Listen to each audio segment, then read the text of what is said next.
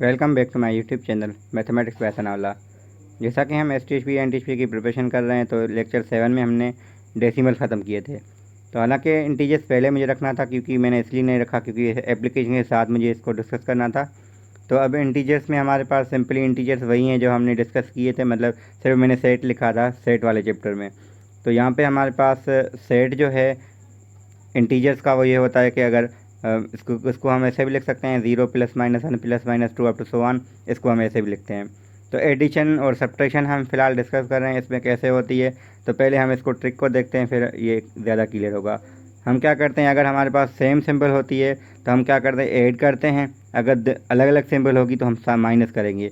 जो बड़े को सिंबल होगी हम वो देंगे बाकी वाले में, और जो दोनों में सिंबल होगी एडिशन के केस में वो हम वही देंगे। अगर हम इसको देखें सवाल को तो +5 +3 दोनों क्योंकि प्लस के हैं और ऐड होंगे इस वजह से, और दोनों यहाँ पे माइनस के हैं फिर भी ऐड होंगे। जो यहाँ पे 8 आंसर है वहाँ पे -8 आएगा। सिमिलरली सब्ट्रैक्शन में क्या होगा, +5 +3 है। अब हम यहाँ पे सब्ट्रैक्शन हो रही है क्योंकि बड़ा जो है वो 5 है तो इस वजह से प्लस की सिंबल आ गई। यहाँ पे 5 बड़ा था और माइनस उसके साथ थी तो इस वजह से इसको हम यहाँ पे ऐसे लिखा है क्योंकि बुक के लिहाज से ऐसे होता है, 6 की क्लास में ऐसे लिखा हुआ है, वरना हम इसको ऐसे सिंपली लिखते हैं -5 -3 +5 +3। तो दोनों देखें तो दोनों में सेम सिंबल है तो हम ऐड कर रहे हैं, नीचे वाले में हम अलग अलग सिंबल है तो हम माइनस कर रहे हैं। इसके बाद हमारे पास है कि अगर मल्टीप्लिकेशन हम कैसे करें। तो मल्टीप्लिकेशन की भी वही ट्रिक है कि अगर अलग अलग सिंबल होगी तो मल्टीप्लिकेशन में माइनस आएगी। क्योंकि मल्टीप्लाई तो नंबर्स को हम वैसे ही करेंगे ना, सिंबल हम डिसाइड कर रहे हैं हम क्या दें। तो सिंबल क्या आएगी, अगर दोनों में जो सेम सिंबल होगी तो मल्टीप्लिकेशन के बाद प्लस आ जाएगी, अगर अलग अलग सिंबल होगी तो मल्टीप्लिकेशन के बाद माइनस आएगी। डिवीजन क्या होता है, तो डिवीजन हमें पता है 2/3 कहें या 3/4 कहें या इवन 8/2 भी यहाँ पे लिखा हुआ है एग्जांपल। तो ये डिवीजन इंटीजर्स की, हाँ हम ये कहते हैं रेशनल नंबर डिफाइन था जहाँ पे डिनोमिनेटर नॉन ज़ीरो, वो अलग केस है। वो फ्रैक्शंस ही बनते हैं तो कभी कभी वो इंटीजर बन सकते हैं यानी डिवाइड करने से। तो कब बनेगा इंटीजर, P/Q, यानी P को हम Q से अगर डिवाइड कर रहे हैं, अगर हमारे पास इंटीजर कब आएगा, जब Q जो है ना वो P का फैक्टर हो। फैक्टर कैसे होता है, तो एग्जांपल के तौर पे हमने लिखा है 8/2 = 4। अब 2 क्योंकि 8 का फैक्टर था इस वजह से आंसर जो है वो इंटीजर आया है, वरना हमारे पास क्या होगा, या तो फ्रैक्शन आएगा या डेसिमल आएगा। उस केस में हमने एग्जांपल लिया है 9/2। क्यों आ रहा है, क्योंकि 2 फैक्टर नहीं था। इसके बाद है कि अगर हम यूज़ कैसे करते हैं इंटीजर्स को, तो एक कॉन्सेप्ट है BC और AD का। तो इसके लिए मेरी वीडियो मतलब मैंने बोर्ड पे बनाई है क्योंकि बोर्ड वाला मैं मर्ज कर रहा हूँ वीडियो, क्योंकि वहाँ पे डिस्कशन हम अलग से करेंगे जहाँ पे, क्योंकि इसका रीज़न ये है कि यहाँ पे समझाना क्योंकि वहाँ एग्जांपल के तौर पे ज़्यादा क्लियर चीज़ें होंगी और वहाँ पे मैंने बुक को फॉलो भी मैं कर रहा हूँ। और द क्राइस्ट, और AD का मतलब हमें पता है after the death of Christ. तो इसकी ये वर्ड की मीनिंग है।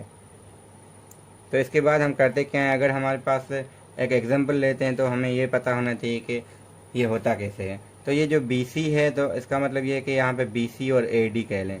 तो जैसे अगर इस पॉइंट से पहले होगा तो वो BC में आ जाएगा, जैसे ही हम यहाँ पहुँचेंगे तो यहाँ से AD स्टार्ट हो जाएगा।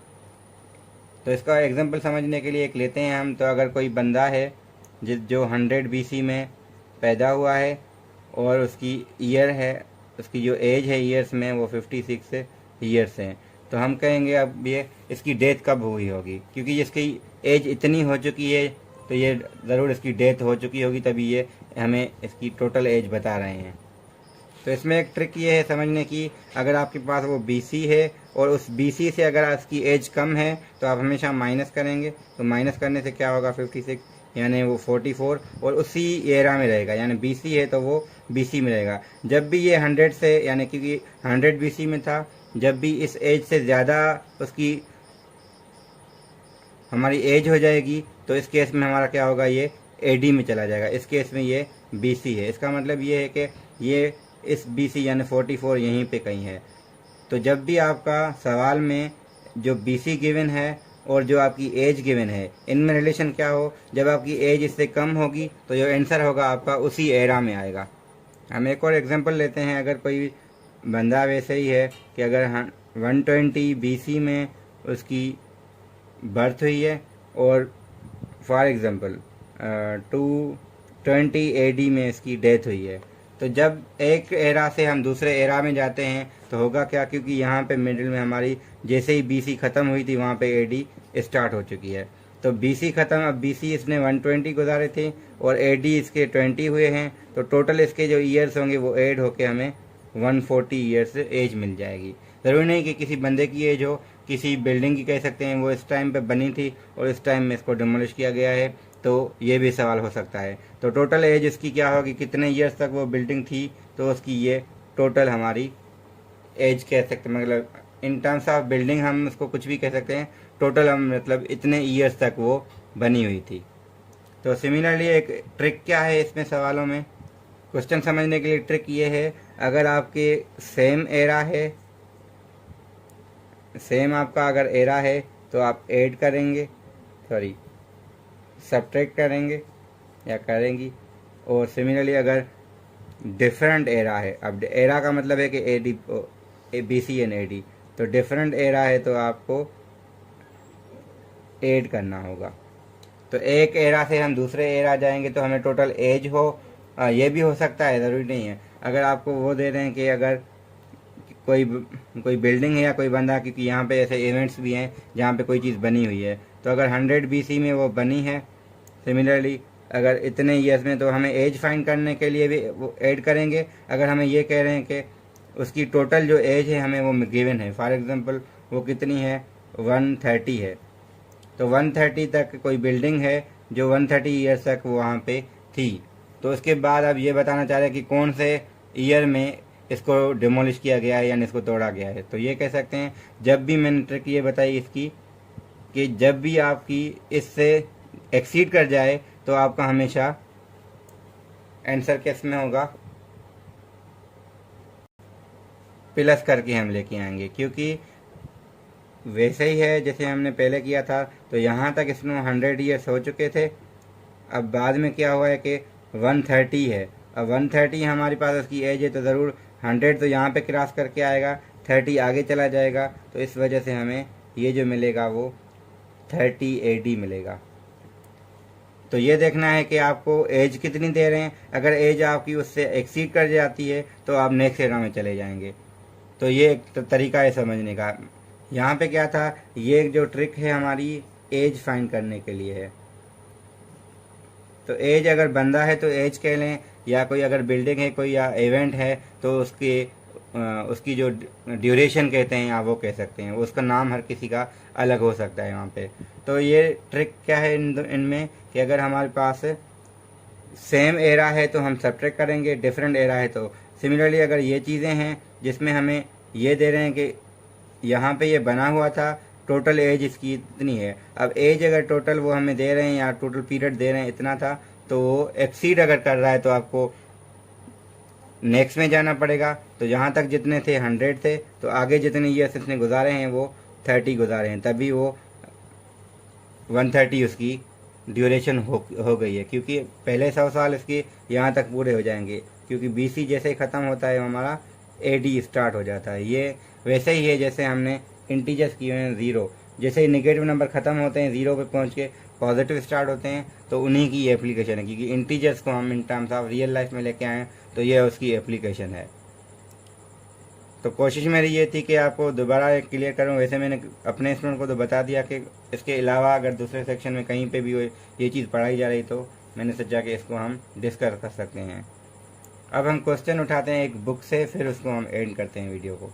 अब क्वेश्चन नंबर 4 है, उसमें हमें कह रहे एक बंदा है जिसका नाम हमें गिवन है कि 20 BC में वो बॉर्न हुआ है और डाई हुआ है AD में। जब भी कोई बंदा एक एरा से दूसरे एरा जाएगा, हमें उसकी एज फाइंड करनी है तो आपको ऐड करना पड़ेगा, अगर सेम एरा में ही है तो आपको माइनस करने पड़ेगा। ये इसकी ट्रिक है, तो इजीली वहाँ से ये हो सकता है। सिमिलरली अगर क्वेश्चन नंबर हमें और भी हैं, एक टेबल में गिवन है, तो इसको अगर किसी को अटेम्प्ट करना है, क्योंकि ये बुक बहुत जगह पे पढ़ाई जा रही है या बहुत उसमें तैयारी कर रहे हैं, तो इसमें क्या है, इवेंट्स हैं। तो ग्रेट पिरामिड बना हुआ है, कोई किसी ने कुछ लिखा हुआ है, कहीं पे वो कोई बंदा बॉर्न हुआ है, तो वैसे ही कुछ ना कुछ हमारे पास ऐसी चीज़ें हैं जो इवेंट्स अकर हुए हैं। अब ये इवेंट्स हैं, यहाँ पे डेट्स हैं, तो ये श्योरिटी है कि हमेशा BC AD से कम होगा अगर कंपेरेटर है। फिर हम देखेंगे अगर दोनों का एक ही एरा है, फिर हम देखेंगे कि जिसमें कम होगा वो ज़्यादा होगा, क्योंकि हम कह रहे हैं इतने साल पहले और इतने साल पहले, तो कम ईयर्स पहले होगा तो वो असल में इतना पुराना नहीं होगा। तो हम यहाँ पे क्वेश्चन देख के पहले अंदाज़ा लगा सकते हैं। जैसे वहाँ पे कह रहे हैं आइंस्टाइन और पिरामिड की बात हो रही है, तो हम यहाँ पे श्योर हो सकते हैं कि अगर पिरामिड की बात है तो BC में है, अगर उसकी आइंस्टाइन की बात है तो वो हमारी AD में। तो ये हमें पता है कि हम एक एरा से दूसरे एरा गए हैं, तो हमें अगर टोटल चाहिए तो हम कैसे फाइंड कर, दोनों ऐड करके कर सकते हैं। जब भी आपको एज कहें या इसमें कह रहे कितने ईयर्स का फ़र्क है, तो क्योंकि वहाँ पे एज होता है किसी एक के लिए हो, तो दो में अगर देख रहे हैं तो दोनों में डिफरेंस कितना है, दोनों एक दूसरे से, यानी ये बंदा इससे कितने साल बाद में पैदा हुआ या ये चीज़ इस बंदे से कितना साल पहले बनी थी, तो हम ये चीज़ें कर सकते हैं। तो ये देखना सवाल में है कि यहाँ पे भले आपको समझ ना आए क्वेश्चन, मगर यहाँ पे पता होना चाहिए कि हमें ये ज़रूर पूछा गया होगा कि ये जो ग्रेट पिरामिड है आइंस्टाइन से कितने साल पहले बना था, क्योंकि यहाँ BC है, यहाँ AD है। ये सवाल हमें जो डेटा है इसमें वो हमें खुद बताएगी कि क्या चीज़ पहले थी और किसके लिए पूछा जा रहा है। तो ये चीज़ क्लियर होगी तो हम ईज़िली कर सकते हैं। Thank you.